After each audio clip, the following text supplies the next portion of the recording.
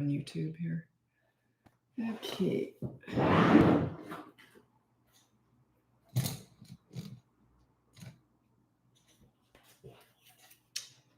Just waiting for people to turn up. Hello. Hello, Emily. Boy, it's getting dark early now. It's only, what time? 6:17, and it's starting to get dark. Gee, that happens fast. It seems to be slower to get light at night in spring, but really fast in fall to get dark. And Lori and Desiree. By the way, where are you guys from? While we're waiting for people to turn up, where are you watching from? I'm here in Vancouver, Canada. Hi, Carrie.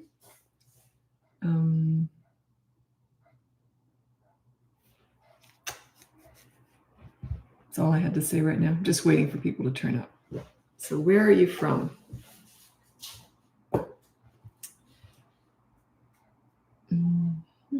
Elvira and Ada. Oregon. Hi, Desiree. Oregon. Well, we're almost neighbors. I haven't been down there. I went to Portland probably closer to 50 years ago. Wow, it's a long time ago. I'm sure it's changed a lot since then. So I'm just asking people where they're from because I'm just waiting for everyone to turn up. Allison. Oh, thanks so much. I appreciate that. Oh, you're also from Oregon. So I got two people from Oregon, Desiree and Allison. I wonder how big Portland is. I wonder what the population of Portland is. It was kind of small town when I was there about 50 years ago, but I'm sure it's a lot bigger now.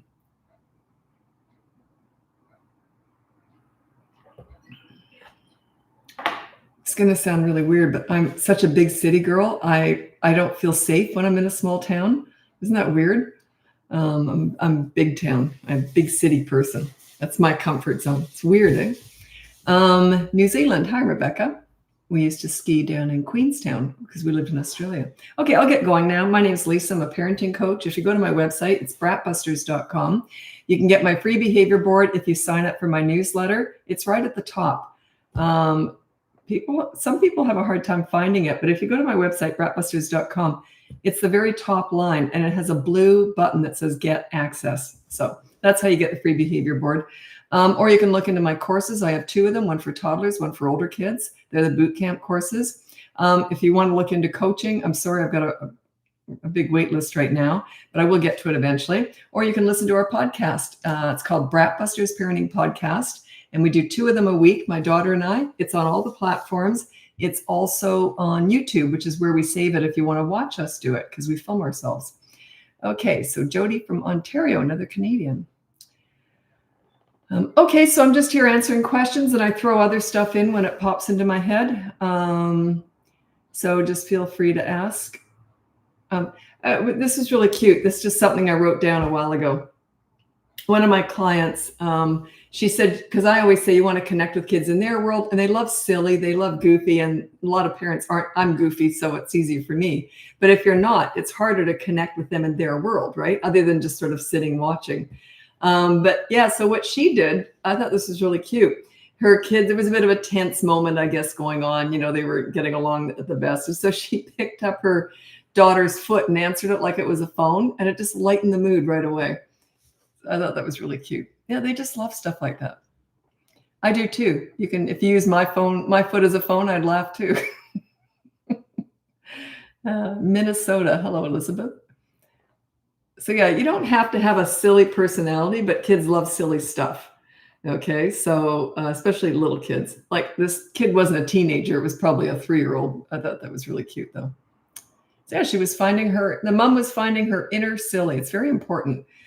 Frugal Mama Wolf on YouTube. I know you don't like to talk about food. That's right, I don't, because I'm not qualified to do so because I'm not a nutritionist. But when 5-year-old refuses to eat but is making poor choices due to hunger, how do you deal with that? 5-year-old refusing food. Okay.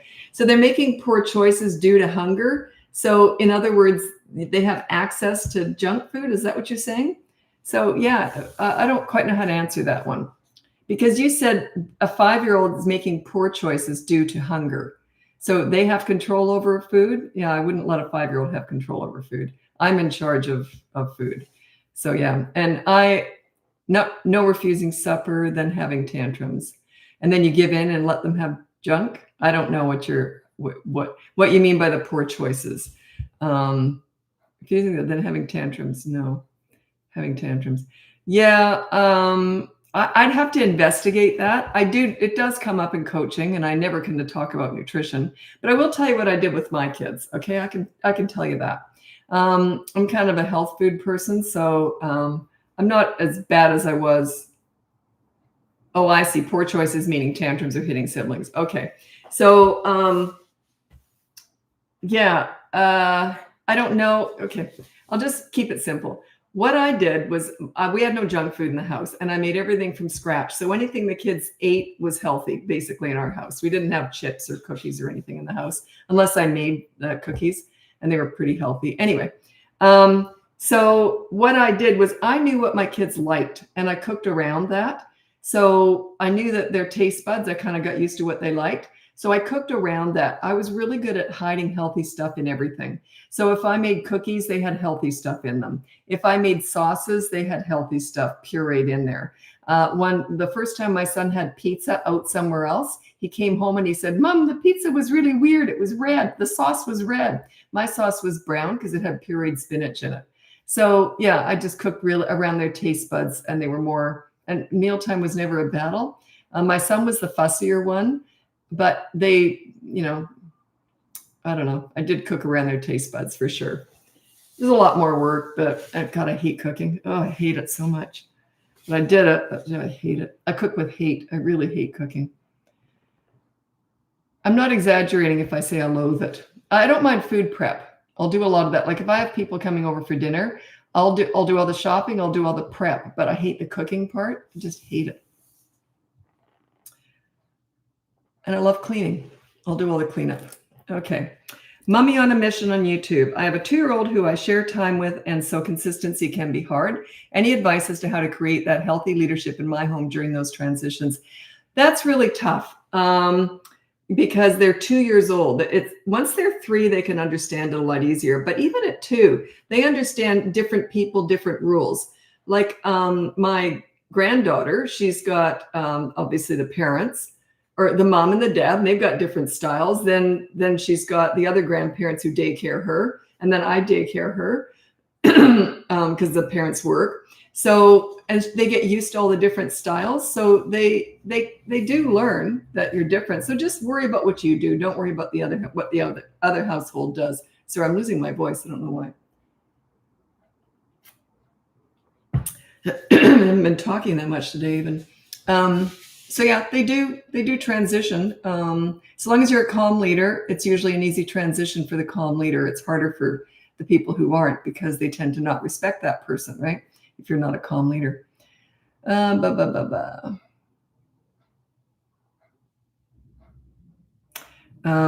Mama Wolf said, "I despise cooking as well. It's the worst." Yeah, I really loathe it. And it's funny because I remember my mom used to say, "Well, maybe if you tried cooking this or that," like as if I was going to like it. She loved to cook and she hated to clean.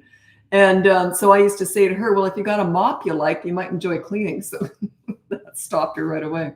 So yeah, I love cleaning, but God, I hate cooking. Always did.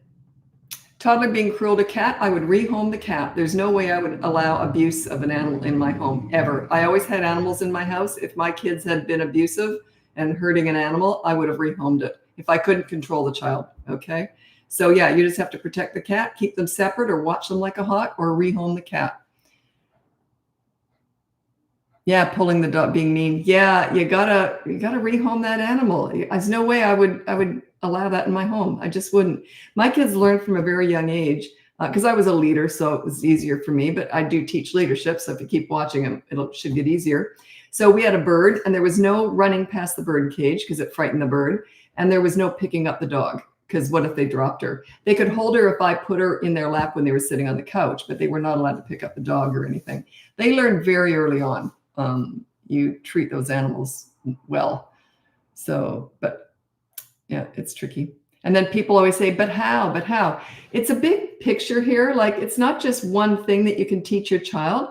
If you're a calm leader, everything is easier. but I don't teach you how to, it's kind of hard to explain here. But what I mean is everyone wants to know, how do I stop this? How do I stop that? You do start small. You start with one behavior at a time. But the big picture is once you're a leader, everything gets easier. Remember, we're not fixing kids here. We're fixing and teaching parents. So work on your leadership skills. That's all I'm doing here. Look at the pool story. That sort of explains how I parent and how I treat children. The pool story. It's on, I can't talk about it again. I've told it too many times. I'd self-destruct at this point. But if you just Google BratBusters pool story, it'll come up.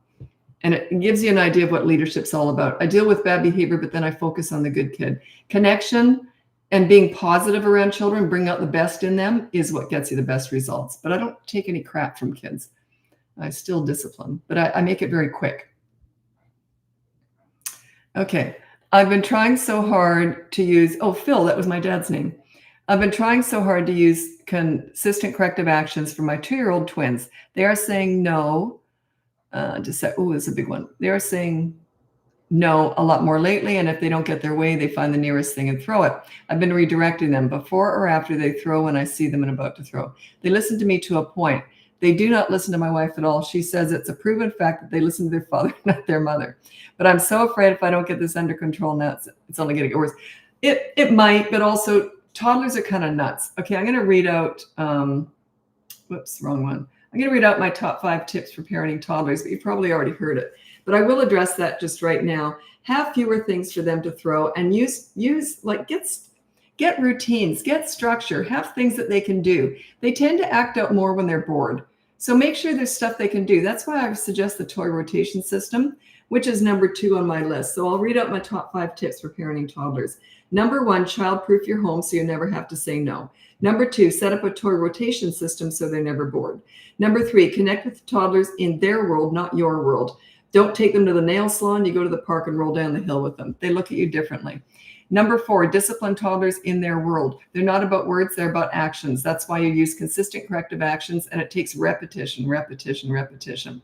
And what consistent corrective actions are is if they do something naughty, you just say a very quick no, and then you remove them from the fun or fun from them. It should work eventually, but it might take 50 to 100 times. You got twins, they often play off each other. You just correcting one, then the other one will do something. A lot of my clients have twins.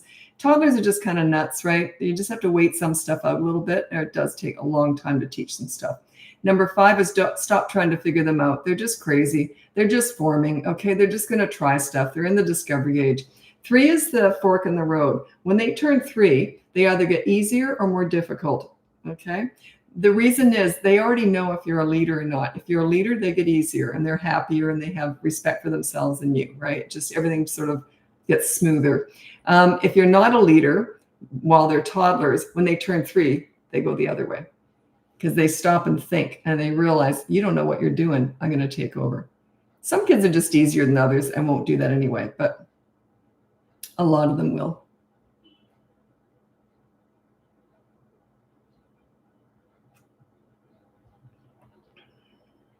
Interesting.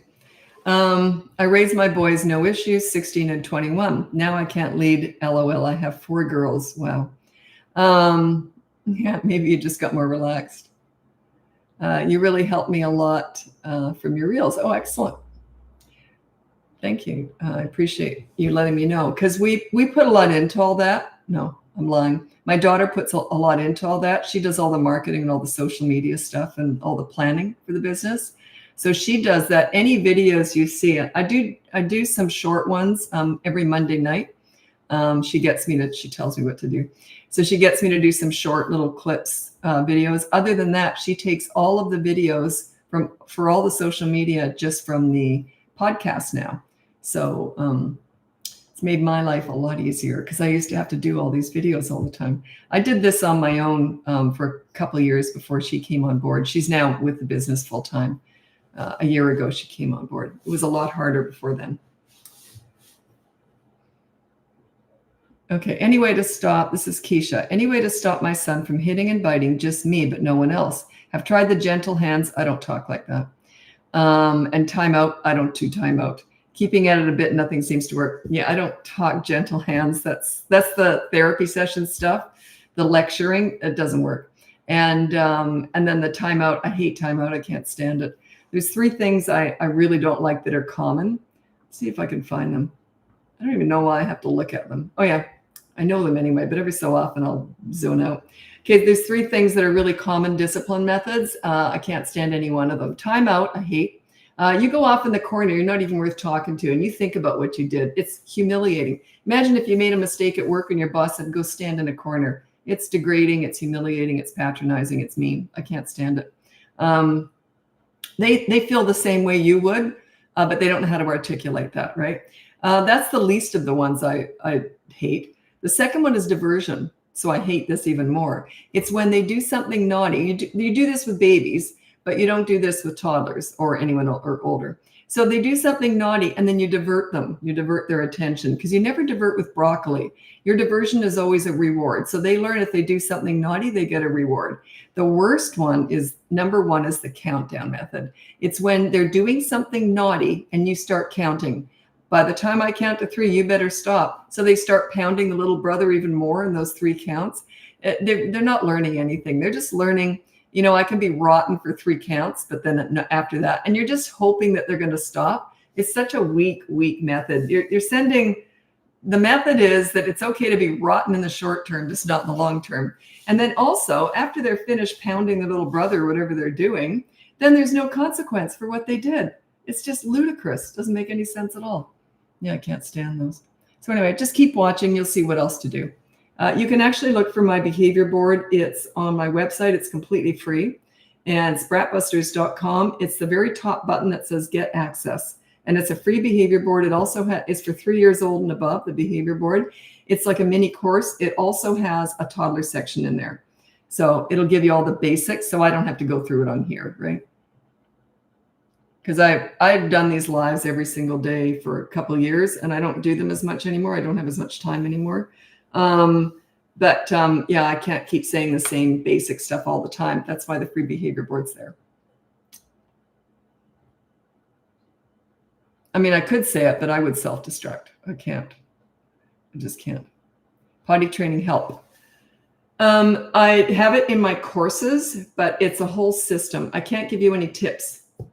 You know what I'm saying? Like, there's no tips. It's a whole system. I call it the potty party. And I suggest you do it at 2.5 years old, is a good age for most kids. If you train them too early, they often regress. But all kids can learn potty training at 2.5. Doesn't mean it's going to work right away. I trained my son in 1 day and my daughter in 2 days. No pull-ups, no night diapers, nothing. But I was already a leader. But it is a good way to get some leadership skills. So if you're not already a leader. Yeah, this is my least favorite question, my least favorite client. This is Kara. Not you personally, by the way. How to handle correcting a toddler's behavior if an infant's needs are the priority at the time. That's why it's my least favorite thing to talk about. Nothing you can do. If you're right in the middle of breastfeeding a baby and a toddler goes and throws something across the room, nothing you can do. Nope, your hands are tied. So yeah, that's why I don't like talking about it, because I can't give you any advice. It's the most difficult time in parenting physically is when you've got a baby and a toddler, because it's just physical, right? Sometimes people will hire me for coaching and they'll say, I know I'm your least favorite client. Because I say that all the time. If you've got a baby and a toddler, it's my least favorite, because I feel the least effective as a coach. That's why. This is Danielle lying. You got 5 and 8-year-olds who lie. Just put down on the behavior board their rule is no lying. Every time they lie, there's a consequence. Just say it like it is. No lying. It's like if you yell, your rule is no yelling. Just say it like it is. Don't sugarcoat stuff. Kids don't. It's not for them. It's for you. 3-year-old now screams at the top of his lungs in the car. Nothing's changed and nothing gets him to stop. We try to ignore it and he will go for literal hours. Okay, that's not the only thing he's doing. Okay, you got to work on your leadership skills, work on other stuff, and it should take care of that. That's more in the attitude department. Now, because it's so bad, I always say you can't put attitude on the behavior board with kids. You just can't. The attitude goes away organically once you're a leader. But that happens. It's the last thing to go away. But if it's intentional screaming from a 3-year-old in the car, you could potentially put that on the behavior board. No screaming in the car. You could potentially put that. You can give it a go. I don't know the success rate, but I guarantee if he's doing that, that's not the only thing he's doing. So I would try other stuff first, other behaviors first. Okay, this is very good. I like this. Phil again. Thank you for the answer back. Is it possible with teens at that fork in the road, when I say they're 3, they either get easier or more difficult, depending on your leadership or lack of, is it at that time to go one way with the father and the other way with the mother? Good question. And my gut answer is no. The reason is it can happen, but if you're a really good leader at 3, the reason why they're under your leadership umbrella, it's usually 3.5 to 4 especially, but they're under your leadership umbrella with everybody. The reason is they are the most confident and the most happy when they're with the leader. So it becomes their persona, their personality, no matter where they go. You see? So it's kind of a gray area between 3 and 4, but they form under the leader's umbrella because, like I said, that's when they're at their best and they like themselves the most. That's when their personality is more likely to form under a leader. So it carries to everybody. That's the idea. But that's when you're a really good leader. Like you're really calm, you play with them a lot, you're really connected with them. So, but really good question though, because I can see why you would think that would happen. For sure, I could see that. Potty training is kicking my butt. Started early and still really struggling. Yeah, have you got the course? Because like I said, I'm not on here to sell courses particularly or anything, but I can't give you potty training tips. It's a whole system. Years and years ago, I've been doing this now for about 20 years and not potty training, but I've been a coach for about 20 years now. I used to do a lot of TV and radio. And I remember once they wanted me to talk about potty training on this TV show, one of those morning shows, right? So they were so proud of the fact that they brought in a toilet. They bought a toilet, like from the hardware store, and they had it sitting on the stage. And that was who I was with. It was me and my toilet. Others thought that was funny. I thought, boy, have I ever hit rock bottom. I'm on TV with a toilet. But I went through the whole program on the show, the whole system. I don't do TV anymore or radio because it's not where my audience is really. So, but that was 20 years ago. My 7-year-old won't stop whining. It's all the time. Okay, whining's something that, there's usually some stuff behind that. It's learned behavior. They don't come out of the womb doing that. You've taught them to do that because it must work. There's got to be a payoff. Past the age of 3.5 to 4, they only do what works. So it must work. It must annoy you, or maybe the child isn't getting enough attention, so they do what annoys you just to get the attention. I don't know. So anyway, here's what I would suggest. Here's how I handle whining. I don't put it on the behavior board, but I say to the kid, because it's not really bad behavior, it's just annoying, right? So you say to the kid, you say, look, from now on, every time you whine, and when you talk like this, I don't want, and just explain, don't mock them, but just explain what whining is. Every time you do that, I'm going to have a signal that you're whining. I could touch my nose, pull my ear, whatever. Have a signal. That means you're whining, and I will not answer you. So I will be ignoring you when you whine, okay? But when you talk nicely, I will answer you, but the answer may still be no. So and you're letting them know ahead of time, you're also giving them a signal because it becomes a habit. They don't always know they're doing it. Corrective actions for 2.5-year-old who is defiant, being sent home from daycare at times or sending home notes. We're exhausted. Yeah, 2.5-year-old. I don't know what's going on. I'd have to invest. That would be coaching more, but I have a huge wait list for that anyway. But let me think here. Well, there's nothing you can do when the child gets home. So here's the thing. If you're a really good leader at home, they don't tend to act out anywhere. Even at 2.5, they're starting to get this. So I'm suggesting they might be naughty at home. Either that, or you give in and give in to all their demands. So maybe you spoil them too much at home. You're the pleaser at home. Therefore, when they go to daycare, no one's the pleaser there. They're not spoiling them, right? So because they can't, they got all these kids to look after. So it's either that or the other. So, but yeah, are you a leader at home? So they don't tend to act out at by 2.5, they tend to stop acting out. Yeah, that would be my guess. Oh, someone called me pretty lady. Thanks, Tabitha.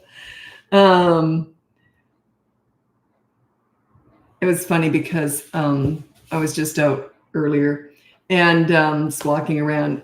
And Sunday, a lot of families are out on a Sunday. And I get recognized a lot. And I always laugh because I always have to try and pretend I'm nice. I'm out.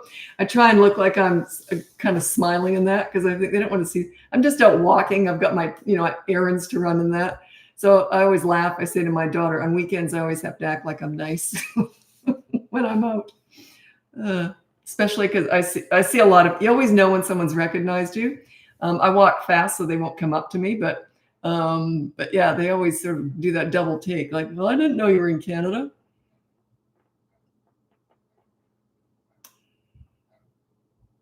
It's very awkward though when people come up to me because I'll tell you why.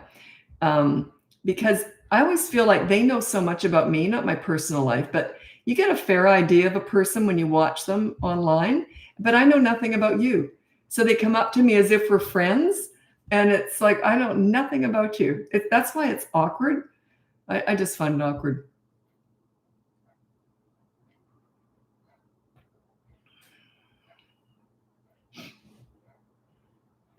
Okay, reject. Okay, I'm going to read this out.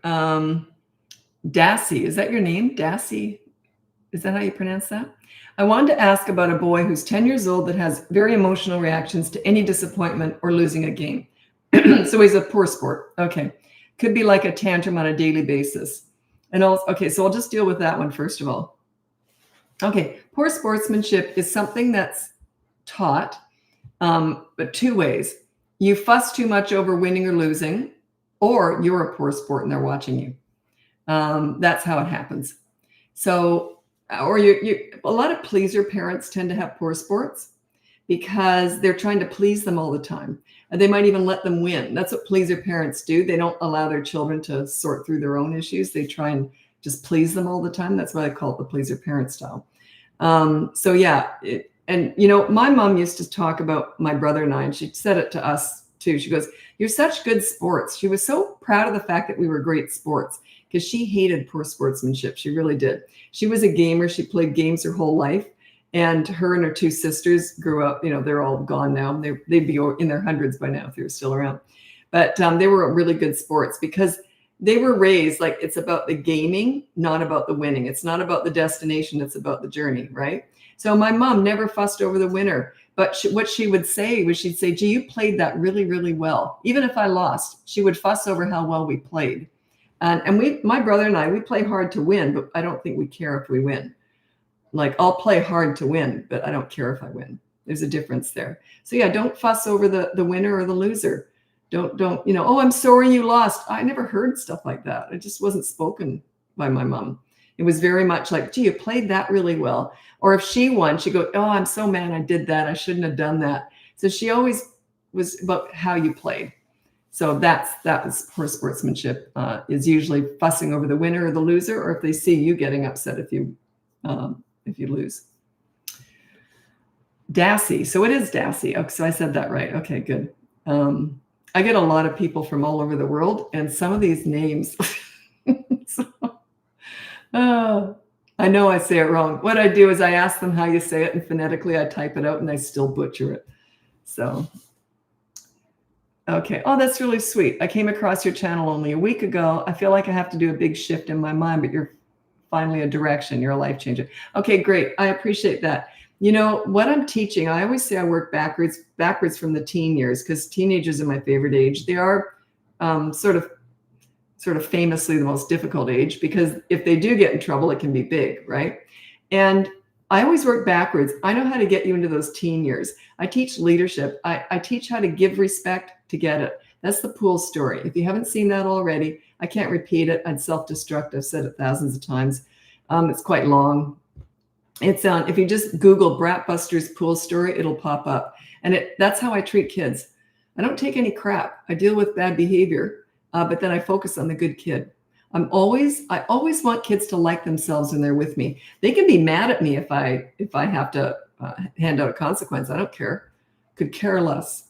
But I don't want them to feel sad or bad about themselves. There's a difference there. They can be mad, but I don't want them to feel sad or bad about themselves. Their self-esteem is always my first priority.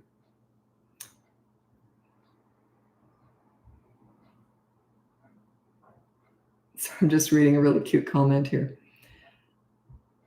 Oh, that's really sweet. People from South Korea are starting to hear about you. It's helping people here too. Well, wow, that's great.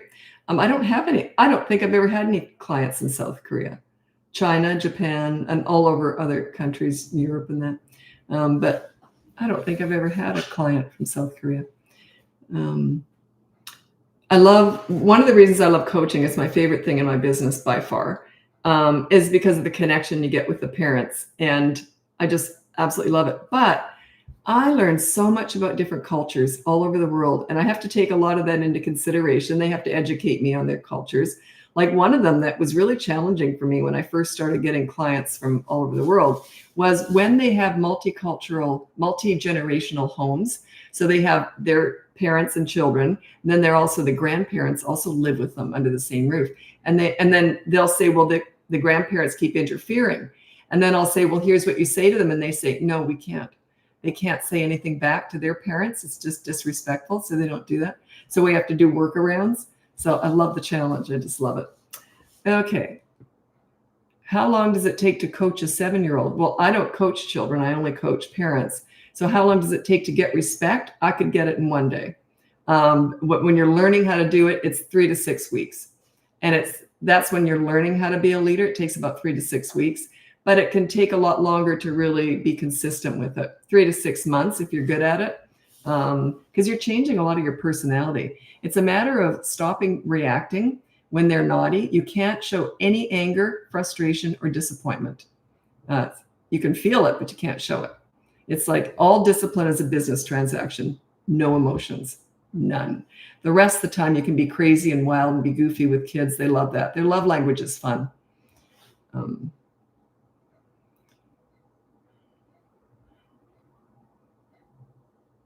Oh, that's really sweet. Thanks for that. I can't pronounce your name because it's in Korean, so I can't pronounce that.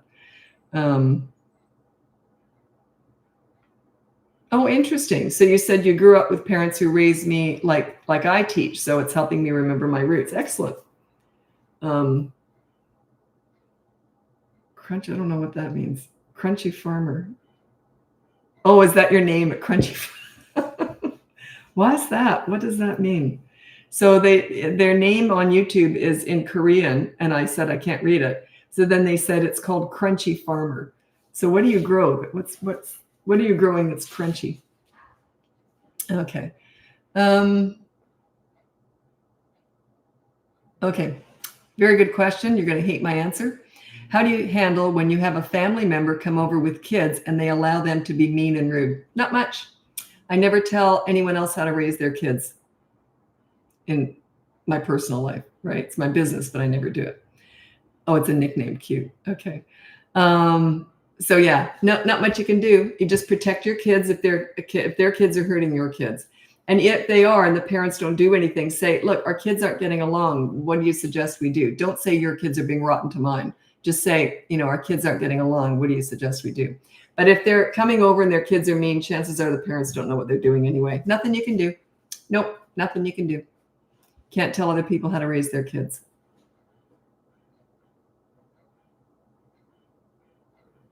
Like I know people have asked me, because I'm a grandmother now, she's almost 21 months old. And people have asked, oh, I bet you give a lot of advice to your son and daughter-in-law. No, why would I do that? Any unsolicited advice is an insult. It just is.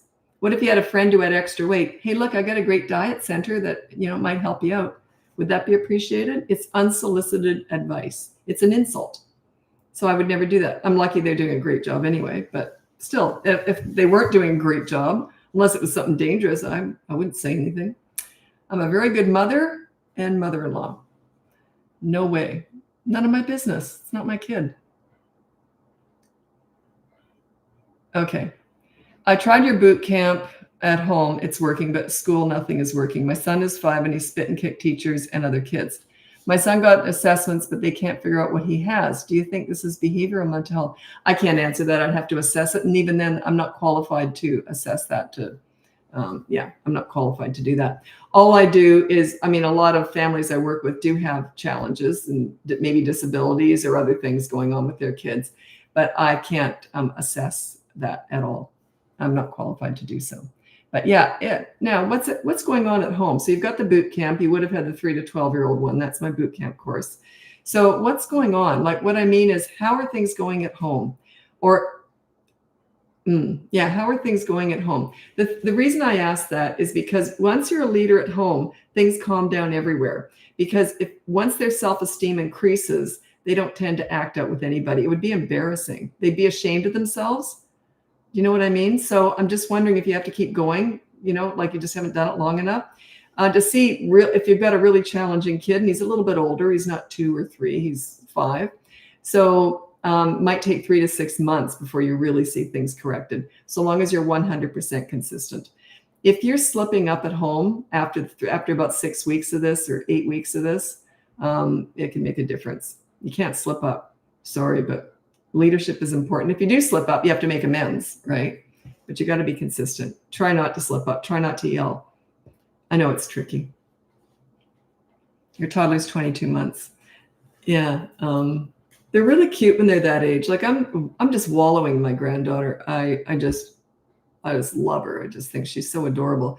I must admit she's easy. They lucked out. She's not super active and doesn't get into stuff or anything. She's just so far really easy. That could change. I don't know. She might try stuff, but so far she's been easy. But yeah, toddlers it's my least favorite age, only because I worry about it, like taking them out. I always worry they're going to fall or, there's sort of little accidents waiting to happen. That's why it's my least favorite age, because I'm a safety net.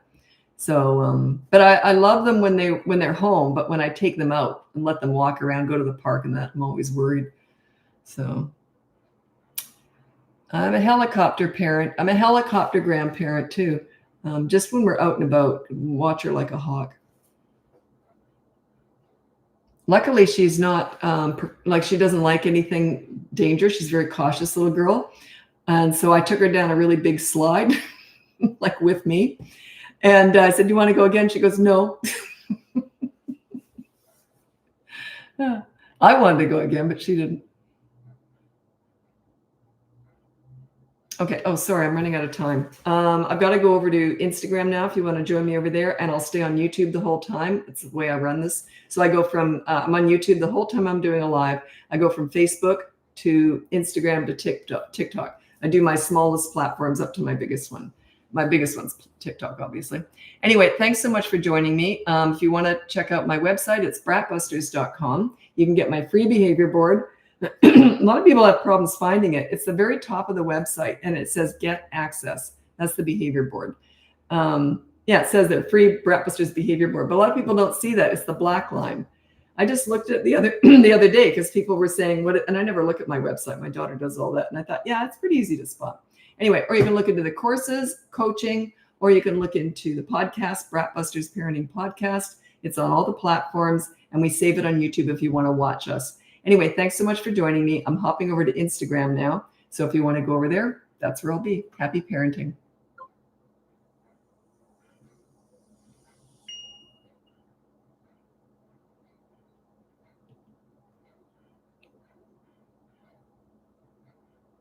Oh, right. They changed it. Shoot. Why'd they do that? Instagram changed how you do a live. It threw me off like crazy. I did one yesterday. It threw me off. Okay. I'll just wait for them to turn up. My voice is going tonight for some reason. Hope I'm not getting sick. Okay, I usually wait till I get 100 in here. Okay. Okay.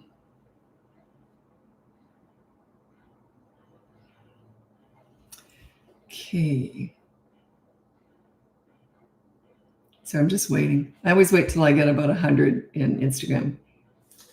So I'm giving my voice a little bit of a break.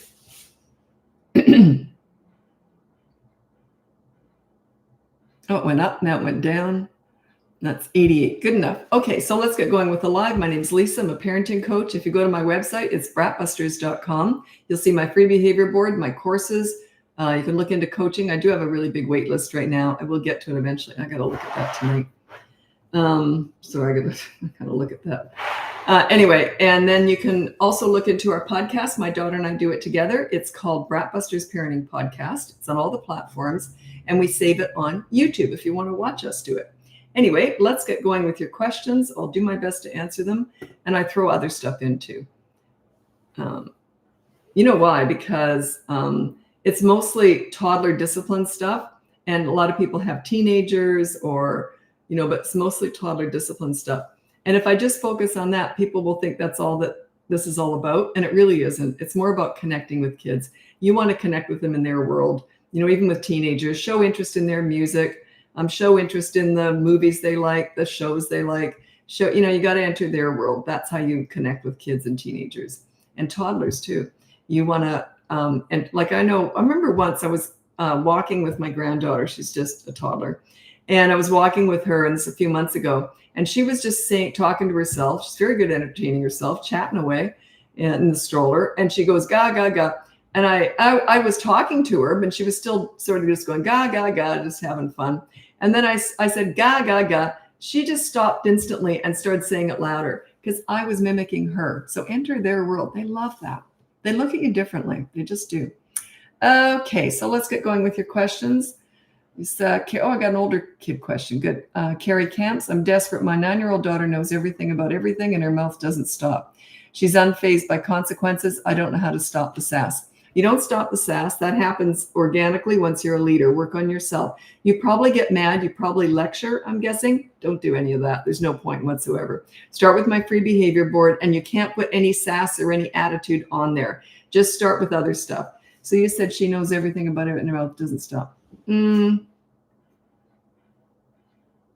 What causes that? Let me think. So many different things could cause that. I'm assuming you're annoyed by her. I'm assuming you let that get under your skin. Yeah, I'm just trying to think. It could be so many different reasons what causes that. I can't generalize. I don't want to even guess because there's too many different reasons. But yeah, just start with the behavior board, start to get organized, get a system in place, and deal with actions, not words, okay? The only words that you can ever address that kids say is if they swear or name call. You can put that on the behavior board. No swearing, no name calling. Other than that, you can't put anything. Sorry, my squeaky chair here. Okay.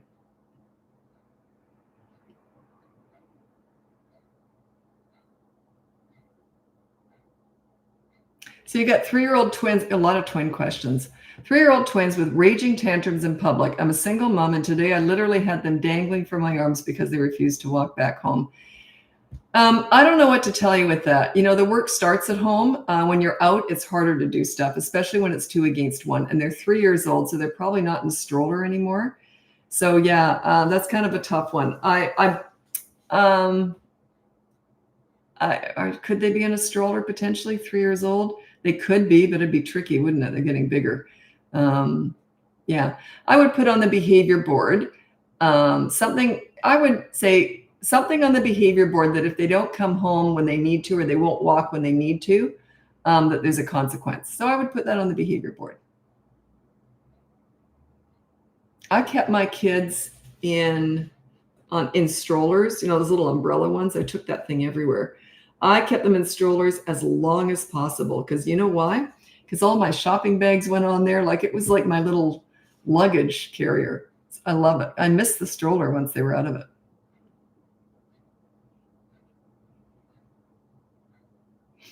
How do I handle my 21-month-old throwing tantrums at nap time and refusing to sleep for weeks? Both my kids stopped naps at 12 months old. Maybe they've outgrown naps.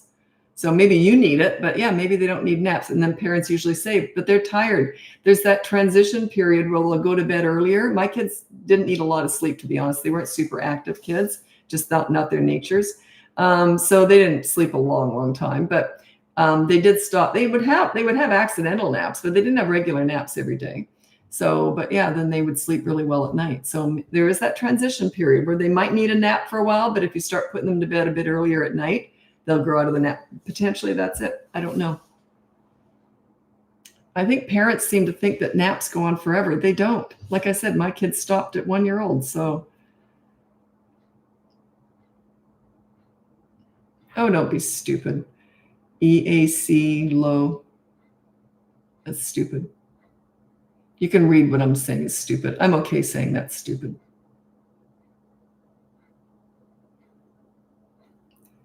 Okay.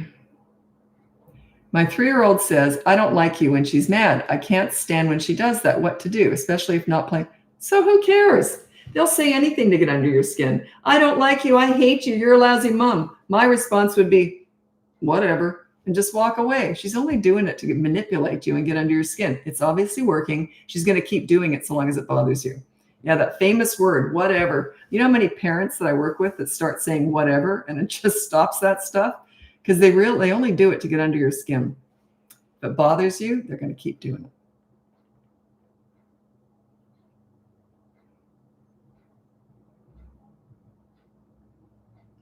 it. Okay.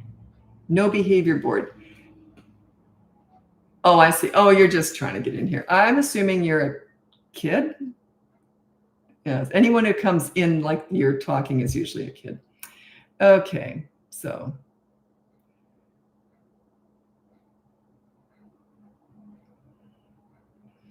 Okay, I didn't get the age for this one. This is Karis.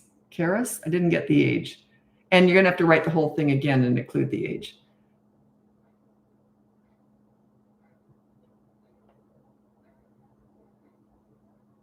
Oh, that's a good point. Maybe a wagon. But it sounded to me like there's 3-year-old girls who wouldn't walk. A wagon's a great idea, but it sounded to me like maybe it was more defiance. So, yeah, they might not even get in the wagon. I don't know. But a good idea. Yeah. We didn't have those when my kids were little, the wagons. Such a good idea.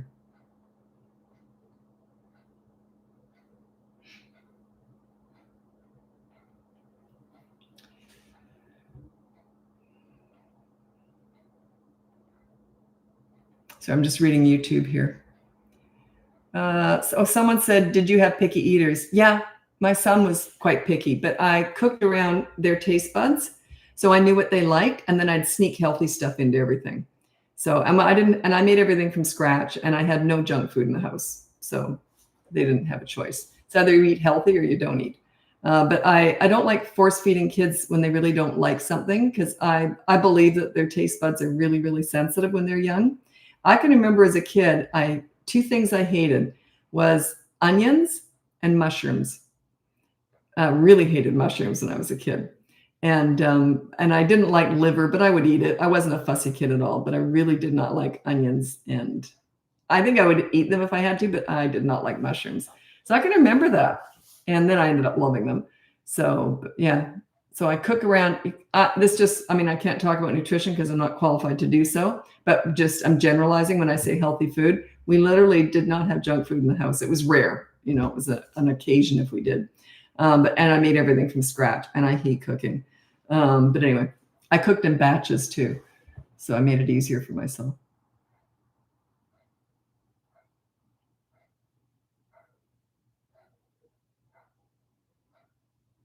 Yeah, it's Kathleen Batten. She says, I love your philosophy on focusing on the good kid. I feel like our society is too focused on punishment. Thanks for the refocus. Yeah, their self-esteem is what's going to keep them in check.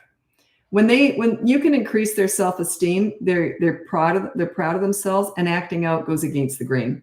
So it really is. I don't go on about the psychology a lot, which is my favorite thing to talk about with kids.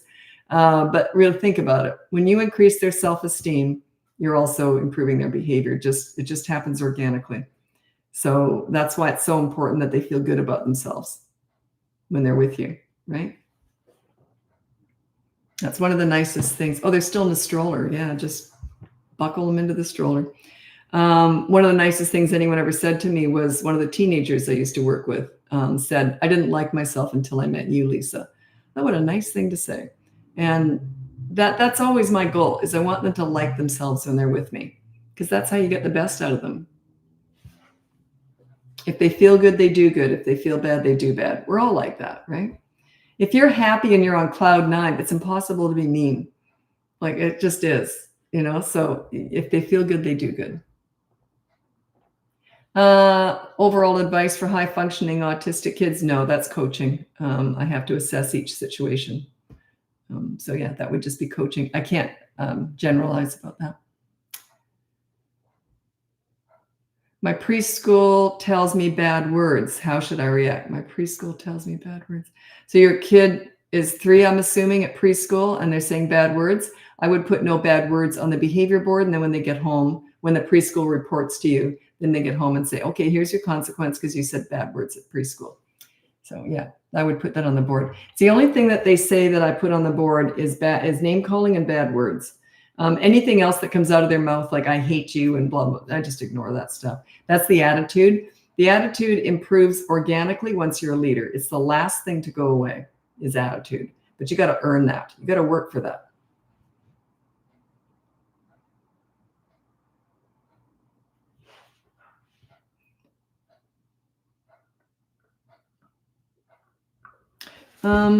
I've got quite a few followers, or not followers, quite a few people in the live on YouTube. YouTube's my smallest platform, but it's starting to pick up for some reason. We don't understand YouTube. But the social media platforms, I think we have more of a handle on, but YouTube isn't social media. It's a search engine. I love YouTube. But yeah, we don't quite understand what drives people to YouTube videos. So, well, thanks for joining me. I appreciate that. YouTube gang, yeah.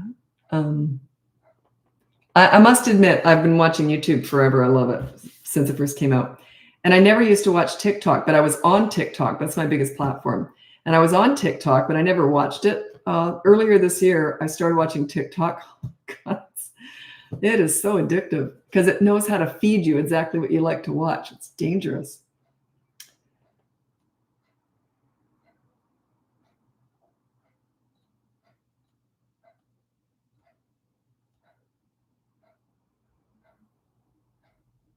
Sorry, I had to scroll ahead to make sure you're still here when I answer.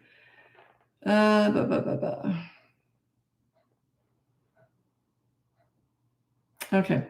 My 4-year-old is suddenly starting to blow, kiss, tickle, lick, and hug kids in her class. She also started punching us at home. Okay. So she doesn't respect personal space. So that would be the first thing I'd address is that. And I would say, and I would explain it to her what personal space is. And I'd say, respect other kids' personal space, word it however you have to, draw pictures on the behavior board, use the behavior board, start there, and get the teacher to report to you.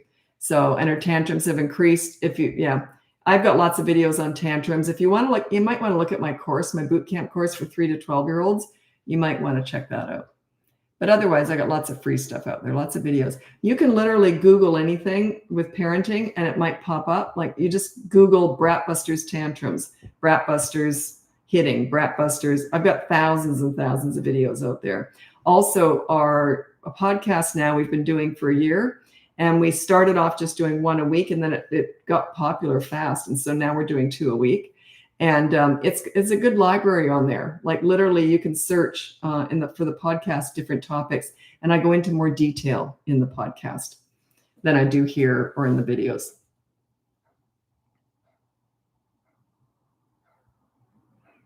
My 7 and 9-year-olds are getting bad grades. They lie about doing homework or studying. I've tried to be nice and mean, but neither works. I don't know what. Get a system in place. Say, and use, like I would do it like this. Sure, you can watch TV tonight or whatever, screens, as soon as we do your homework. So every single night between 6 and 6:30 or whatever you need to do, or 6 and 7, that's homework time. You've got to be there with them. You got to support them. If they need tutoring, maybe you could hire a tutor. There's lots of stuff online that might help too. But yeah, make sure you're supervising it. They usually have screens. I don't know what age they start using computers at home and all that stuff. Probably really early, like where you are. It's different everywhere, right? So yeah, make sure you can see the screens. So a lot of parents say, well, I'm right there when they're doing their homework on the computer, but the screen has to be facing you. Like, oh, it's a funny story, but I didn't get permission to tell it. Sorry. If I tell a funny story about a client, I've already asked permission, and I forgot. And it was a funny story. What are good consequences to put on the board? If you check out the behavior board, there's lots of examples on there. Now, don't worry about what the consequence is. That's kind of irrelevant. Just to make sure that there is one. So yeah, it's not what the consequence isn't the key to all this. It's the consistency and your calmness. When you're handing out discipline, you got to stay calm, like it's a business transaction. Okay. There's no emotions when you're disciplining. None. I remember once my son had a friend over, and it was just a kid from school that he didn't know that well. This kid was wild. We never had him over again. And my son, like, he just couldn't handle him. He was wild. And he said to my son, he says, I'm going to make your mom yell at me. And my son said, no. He said, because I don't yell, right? And he said, no, but if my mom whispers, run. That's when I'm disciplining. I sound something like this when I'm disciplining. I'll tell you what we're going to do. That's how I talk when I'm disciplining. What do you think of Waldorf education? I know nothing about it. That's not my lane. I teach parenting, so yeah, I don't critique different educational methods.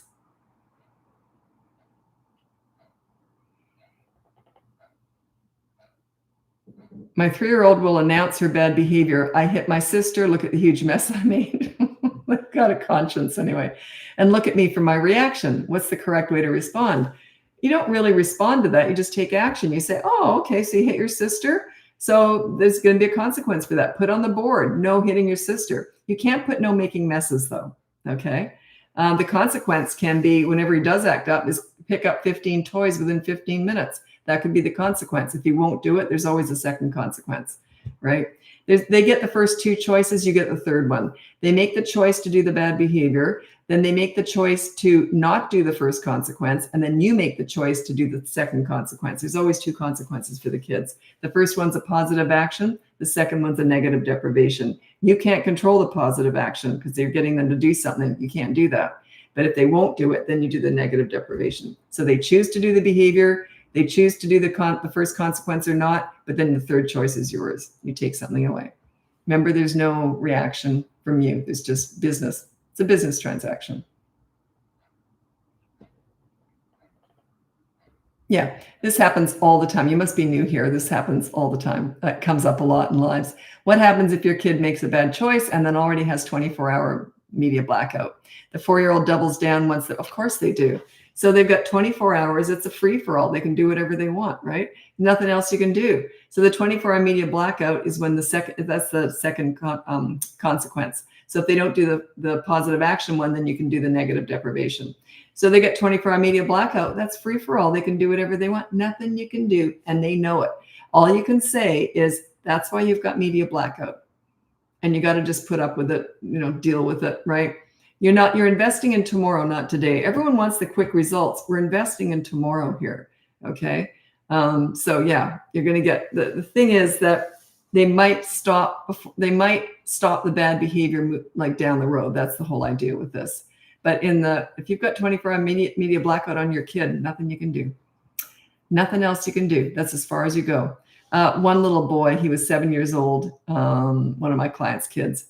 And he had media blackout. And then he finally got his PlayStation back and he sat down in front of it. He didn't know the mom could hear him. And he sat back in front of it and he said to himself, I won't be doing that again. So he learned that it was up to him. That was what was so cute about it. He understood that he chose to do the bad behavior. Then he chose to not do the first consequence, which is usually a chore. So he chose the media blackout. So isn't that cute?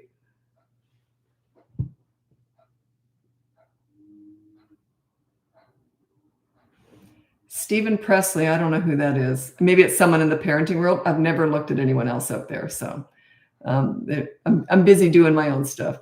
They're overwhelmed and can't handle what you're saying. It's too much for their brain. I don't know what that's referring to.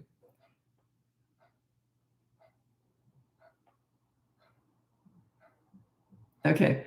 3-year-olds, this is funny.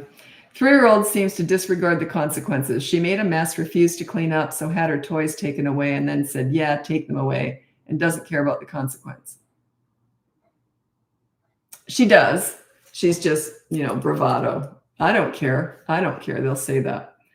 So she made a mess, refused to clean up, so had her toys taken. Did you have that on the board, though? Like, I don't understand the rule. Is your rule to clean up a mess when you're told?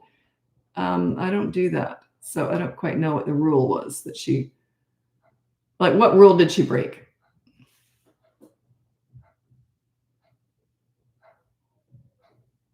Yeah, that's that whole thing is messy to me. Like, I don't quite understand what you were doing. Daughter turned 3 on Saturday. Do I start the behavior board and then? Yeah, 3. They can start a little bit earlier, but not much. Like, it's maybe a month earlier, but they can all start at 3. It doesn't mean they're really going to get it completely, but they can start to learn it.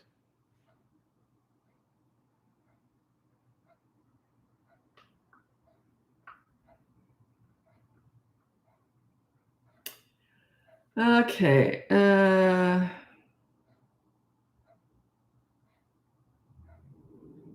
Yeah, all my lives are saved on YouTube if you're interested.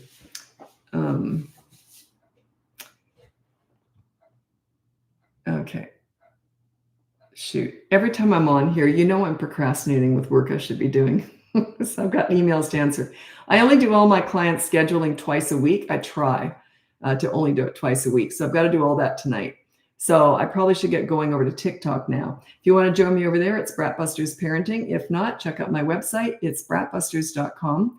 And you can get my free behavior board. I have 2 boot camp courses, one for toddlers, one for 3 to 12-year-olds. And you can look into coaching. I do have a huge wait list, but I will get to it eventually. But you can look into the podcast too. And it's called BratBusters Parenting Podcast. It's on all the platforms. And it's also saved on YouTube if you want to watch us film it. My daughter and I work together and we do the podcast together. So anyway, thanks so much for joining me. I'm hopping over to TikTok and I'm on YouTube the whole time. Happy parenting.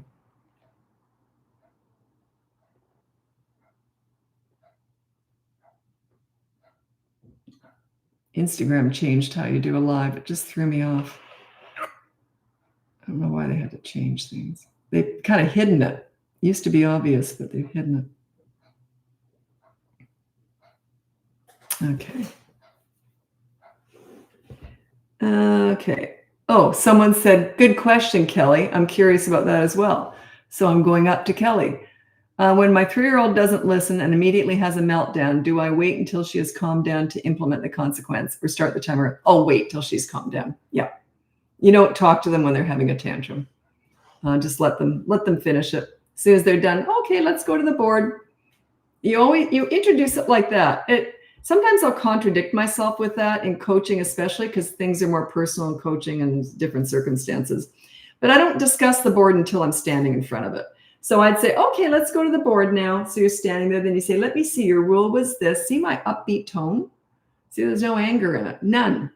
Their head could be spinning. They could be screaming, let them finish. And then you just go to the board, calm as anything.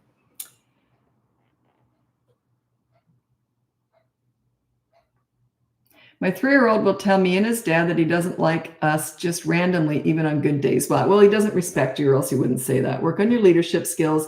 And he says it because he knows it bothers you. But the fact that he says it even on good days says he just doesn't respect you. You got to earn that. You got to work for that. Okay. Don't expect respect to be handed to you on a silver platter. You got to earn it.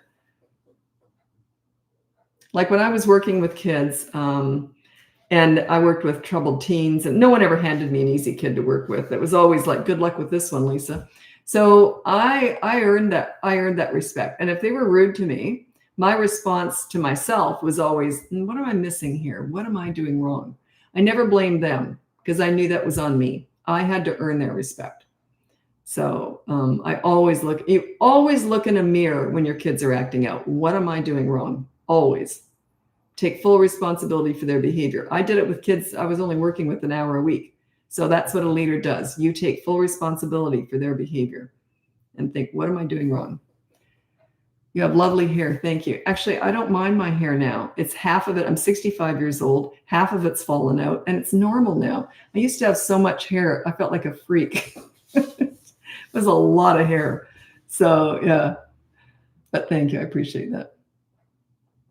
I've never heard anyone say half my hair fell out and now I like it.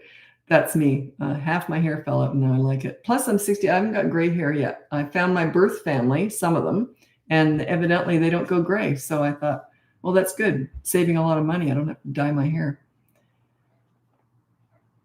I got lots of other stuff going on though. So I said, I'm at the gym every morning and I'm on the other side of the hill. I'm just trying to hang on to what I've got. I'm not trying to improve. I'm just trying to hang on for dear life. Okay, how long have you been vegan? Oh, that's off topic. 10 years now.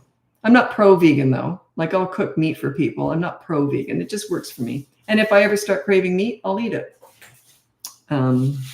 It just works for me for now. Okay. My daughter was vegan also for about 8 years, and she was really craving meat. And so she just went back. She's eating meat now. We're both really into health food. But yeah, so that'll be me too. If I ever start craving meat. Yeah, no gray hair. I save a ton of money. No one believed me, but then I did find some birth relatives, because I'm adopted. So I did find some birth relatives, and they said, yeah. And she said to me, she goes, yeah, you won't go gray. So they never go gray, evidently.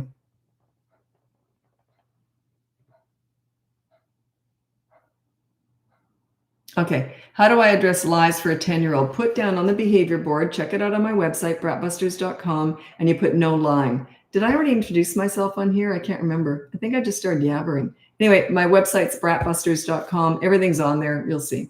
And the podcast too, if you're interested in that. It's BratBusters Parenting Podcast. Anyway, just put no lying. And that's on the behavior board. If you catch them in a lie, here's your consequence. Don't discuss it though. Don't say stuff like this. You know you shouldn't lie. That's why it's on the behavior board. That's the blaming, shaming, and bullying. I don't talk like that. I just say, okay, sometimes you lie, so your rule is no lying. Matter of fact, no judgment, no blaming, no shaming, no discussing it. Everyone wants to discuss all the bad behavior. There's absolutely no point. What's the point? I don't get that. Yeah, you did that. That was bad. Here's your consequence. Now, do you want to go play a game? Get it over with like that, right? When do you discuss bad behavior? Never.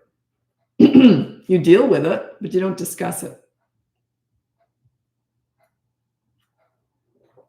They will shut you out. Oh, thanks, Tina. That's really sweet. I work out really hard. I always say the reason why I look okay for my age, I'm 65, but it's because I have such a boring life. I'm so healthy. I don't drink, I work out every day. Yes, I'm not out partying. I think it helps. Who knows, right? I'm just glad I'm walking at this age.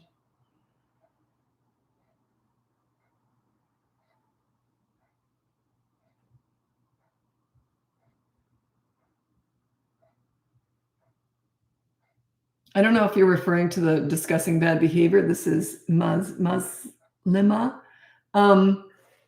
But parents, okay, this is what parents get wrong all the time.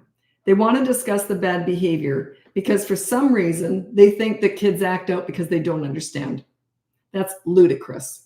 They already know bad behavior past the age of 2 or 3. They already get it. They instinctively know good and bad behavior.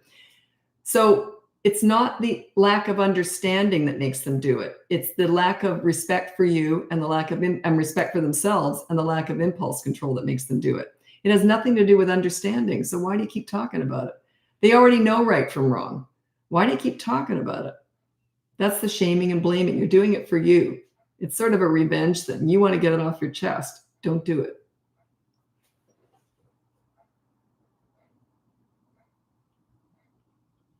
I don't go on about this a lot because it's not what I teach anyway, but when I was working with troubled teenagers, I didn't let anything go, but I also never judged or criticized. Yeah, you don't want to bring that into it, or they would not have gone well. So yeah, but I did deal with it. But oh, thanks for that. I appreciate that, Haley. There's this thing going around now. Oh, I get emotional thinking about it. It's on TikTok. And this woman about my age, I guess, she's laying in bed asleep and she wakes up because she hears mom, mom. But if she's just dreaming about the days where you used to hear your kid calling your name. Oh my God, I just bawled my eyes out. I thought that just brought back all those mothering years. That was my best time of my whole life, was mothering. Just brought it all back. And I thought, you just don't hear that anymore when your kids are grown and go, kids of their own and everything. You don't hear that little kid yelling, mom, mom. Wow, boy, that hit me. Isn't that funny? That really hit me hard. I can't even stand seeing it. It's becoming popular. I wish they'd stop talking about it. I miss that. It does go fast, but you know what? When my kids were growing up, I never really said that. Like, oh, time's flying, because I didn't miss anything. I was a stay-at-home mom. I wallowed in every single age. I loved mothering.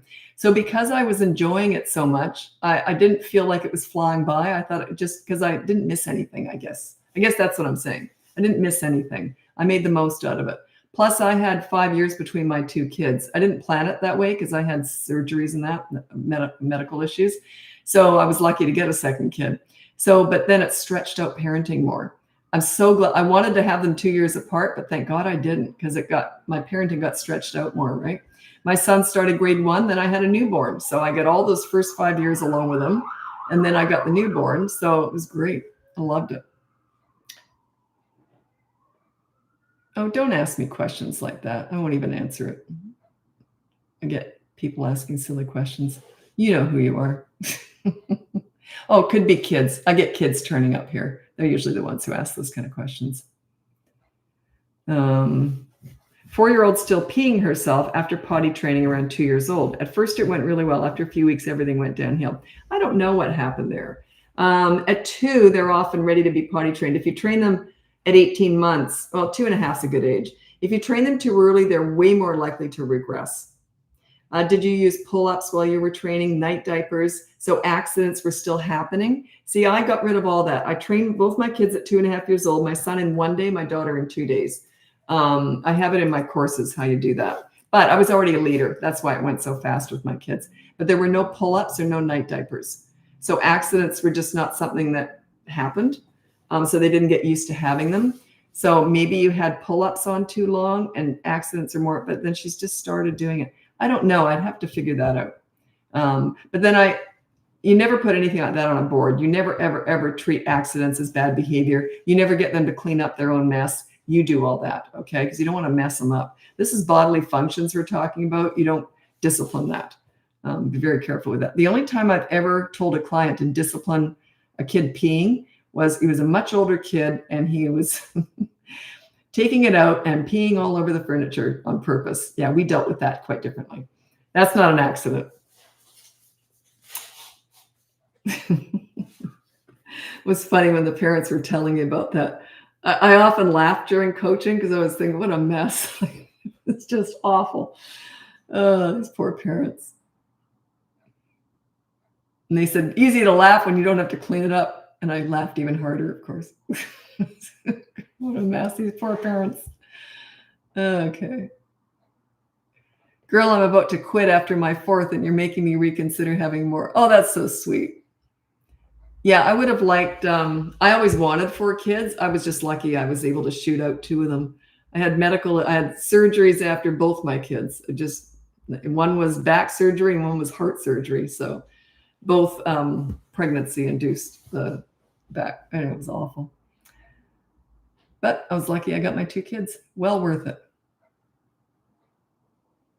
I find myself being miserable as a stay-at-home mom, just so tired. How do I find motivation? I can't help you with that because I don't know your personal situation.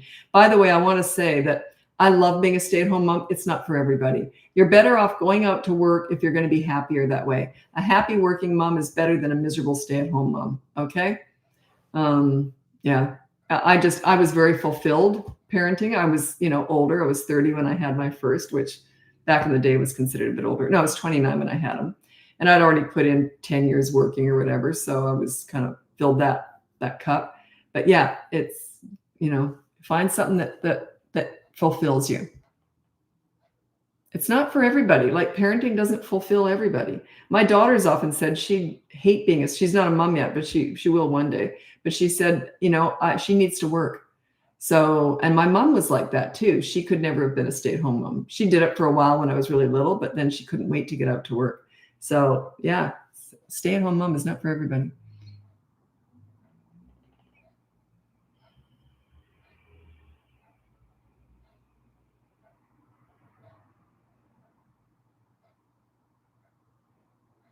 Okay. What's the best advice for babies 8 to 16 months, like consequences, teaching respect, things like that? Yeah, you're not yet. You're just loving them up and playing with them. I consider a toddler 16 to 35 months, a baby up to 15 months. And it's a kind of a gray area in there. But yeah, you're not teaching them much other than just playing with them a lot, connecting with them, cuddling them, and you're redirecting when they're naughty. So you just redirect. You're not teaching them much. So you can say no and then redirect, but there's no consequences or anything. You don't start the consistent corrective actions until they're about 16 months. It's a bit of a gray area.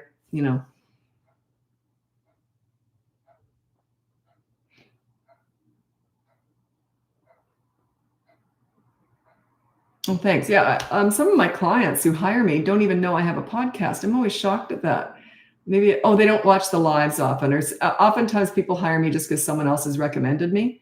And then they don't even know the podcast. Like, haven't even heard the podcast. A lot, I get into more detail in that. My daughter organizes everything, and it's your questions that I'm answering on there. And plus, it's fun to do it with my daughter because what's interesting is we don't talk about her childhood a lot. Like we do sort of generally, but stuff comes up and she has all these memories of childhood, but I don't remember a lot of what she brought up because we all sort of move on with different memories, right? We take away different stuff that we remember. So it's been quite interesting hearing, because she talks a lot about what her experience was growing up, with me as a mother and her childhood and all that. So it's quite interesting. Kids acting up in the car while I'm driving. If I can't react immediately, what do I do? Well, there's nothing you can do if you're driving, right? You can't discipline kids while you're driving. So what I would do though is when I'm able to, I would pull over. It depends on their age. This is if they're 5 or above or something.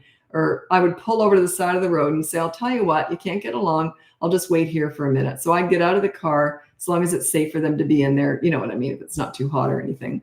So I would just get out of the car and I'd say, I'll just wait here for 2 minutes until, just because you couldn't get along. That only works if you're going somewhere they want to go. So you're delaying the fun. It doesn't work if they're going to school or somewhere they don't care about, right? But yeah, you could try that. Lots of other ideas, but that's just my first one.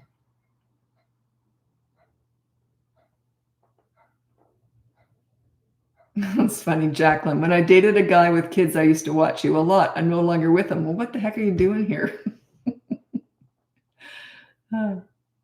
But I still value what you share. That's funny. It's interesting because if you're not learning from your kids, if you're not becoming a better person as a result of parenting, you're missing out, especially with teenagers, because they're so smart. Their brain is just at the height of efficiency, right? They don't have the experience, which means that they're not swayed. They don't have a lot of bias yet. So when they hear something like the news or whatever, their viewpoint, I listen when they have a view because their brain is so powerful. They're very clever and they just have a different way of looking at things. You can learn a lot. So, and I never really, and this is interesting because some parents say, well, you like to impart your wisdom on your kids. I never thought about that. I didn't really think that way. I thought, no, I want them to be happy and good kids. But I never really wanted to share my wisdom because they're not listening anyway, right? They're watching you. So as long as they saw me being a good person, I thought I'm doing my job here. But I thought I'm learning more from them than they'll ever learn from me. I learned more about myself, more about they'll tell you your flaws too.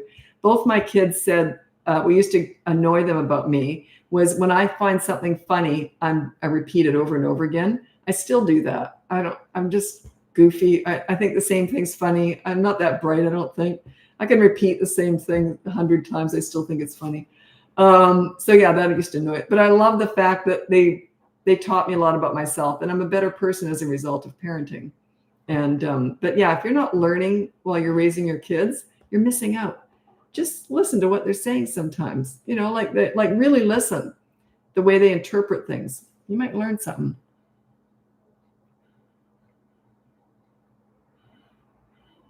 During tantrums, if she comes to me, okay, you must be new here because this comes up a lot.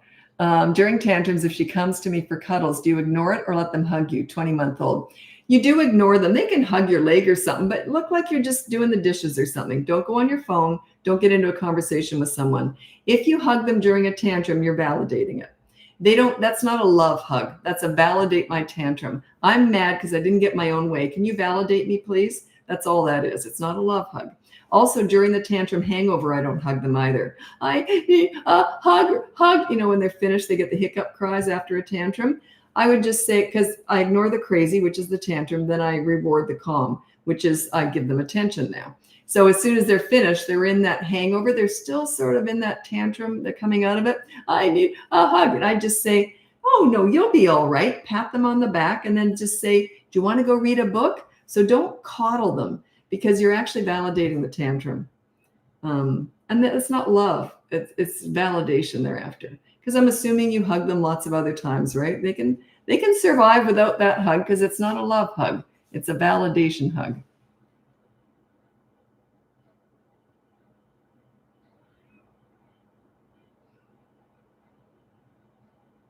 Yeah, it's Montana. I've got no good answer for you. How can you help your teens do well in school? Getting him to do the work is like pulling teeth. Yep. I don't know how old he is. Teenagers are my favorite age by far. That's how I started my business, was teen crisis work, as I specialized in. Anyway, okay, with teenagers, I'll read out my top 5 tips for parenting teenagers, and then I might give you some pointers too. Okay, these are my top 5 tips for parenting. Oh, I have the toddler one up. It's very different for parenting teens. Number 1, listen to understand and show empathy. You don't listen to gather information with or to gather information to lecture with, or they'll shut you out. They want your advice, they'll ask for it. They already know it anyway. Number 2, negotiate as much as possible with teenagers, which is what I'd suggest with you. I'll get into that in a minute. So it goes something like this. Hey, I want you to do the dishes. What do you want from me? So you negotiate back and forth, right? Number 3, with teenagers, don't sweat the small stuff. If they do something stupid and it's not a big deal, just say, well, that was stupid. Do you want to hear what I did when I was your age? And laugh it off, right? They're allowed to make mistakes just like you did and just like you do. Number 4, don't leverage the good times to discuss the bad times. A lot of parents, I'll teach them how to connect with their teenager. Then they'll want to talk about all the ways they've disappointed them over the last 3 years. Then they can't figure out why they'd give them the finger and leave the room. Anyway, number 5 is you can be a right fighter with a teenager or you can be happy. If you get into an argument with a teenager, they will die on any hill, even if they know they're wrong. Okay. So just say something like this. I'll tell you what, let's just talk about it later. Or I'll tell you what, let's just forget it. Okay. Do not argue with your teenager. You can be a right fighter or you can be happy. So even if you know you're right, don't fight. I heard something on some show recently. I thought it was really cute. They said, being right, because they knew they'd had an argument with someone. They knew they were right. And they said, gee, being right is so lonely, because they were on the outs with this person. I thought that was really cute. But yeah, you can be a right fighter. You can be happy. That's true with any adult relationship really too. Anyway, what I was going to say was with negotiating. So what I would say is, I'll tell you what, I want you to, now you said, how do you help your teen do well in school? Are you expecting too much? Not all kids are scholastic. They're not all academically gifted, right? So are you expecting too much? I'm wondering. A lot of parents have really high standards with school, and I don't discourage that, like if it's important to you, but at the same time, are you being realistic? So I would just sort of expect maybe passing and doing decent, because I don't know. I mean, I don't know what your kid's like. Maybe they're just not academic. A lot of people who are really successful entrepreneurs didn't even graduate high school. So it doesn't mean that they're going to be losers in life just because they didn't get straight A's. So I'm wondering if your expectations are reasonable. If they are, then I would say, I'll tell you what, how about, because we want you to do decent in school, we want you to pass or whatever, how about I'll hold your phone until you've finished your homework and then we'll go through it together so I know it's done. And then say, and then what do you want from me after that? So like negotiate it. Say, if let's do that. And then what do you want from me? Stop nagging me, get off my back, so you can negotiate that. So yeah, give that a go. You got to give to get especially with teenagers.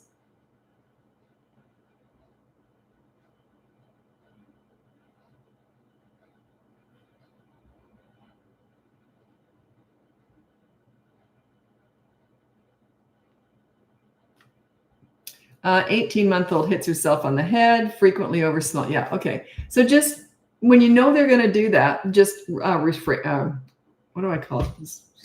I'm really tired tonight. You just hold on to them. Just hold them so they can't hit themselves. But if they're really prone to doing that, what I've often recommended to parents is you go online, you get one of those foam helmets. They were literally invented for kids who had disabilities that bang their head on walls or whatever. So yeah, so you can get one of those, and every time they bang their head, you say, oh, put that helmet on. They get out, they're 18 months is a little bit young to really catch on to this. But by the age of 2, if they're still doing that, they hate that helmet. They do not like having that on. Supervise them like crazy if you do have it, because it's a chin strap. I don't know how safe it is, but just make sure you're right there. And you just put it on before they hit their head, and you prevent future hits. So yeah, they don't understand concussions. Like little ones will actually hurt themselves because they don't really understand it yet. They're just throwing their bodies around, basically. Okay, I can tell I'm getting real tired here, so I better get going because I've still got lots of work to do. Anyway, thanks so much for joining me. Check out my website. It's BratBusters.com. You can get my free behavior board, which is at the very top of the website if you're having a hard time finding it. It says it's in the black line, and it has a Get Access button if you're interested. It's a mini course. It's completely free. Or you can look into my boot camp courses. They're not free. I've got one for toddlers, one for older kids. If you want to hire me and work with me one-on-one, I'm sorry, I have a ridiculously large wait list right now. We're going to try and figure something out. I don't know what to do here. Anyway, but I will get to it eventually if you want to get on the wait list. Also, the podcast, BratBusters Parenting Podcast. We do that twice a week, and my daughter and I work on it together. If you want to watch us do it, we keep it all on YouTube. That's where it's all put. Actually, everything gets slapped onto YouTube if you want to just go there. Anyway, thanks so much for joining me, and we'll talk again soon. Happy parenting. Bye now.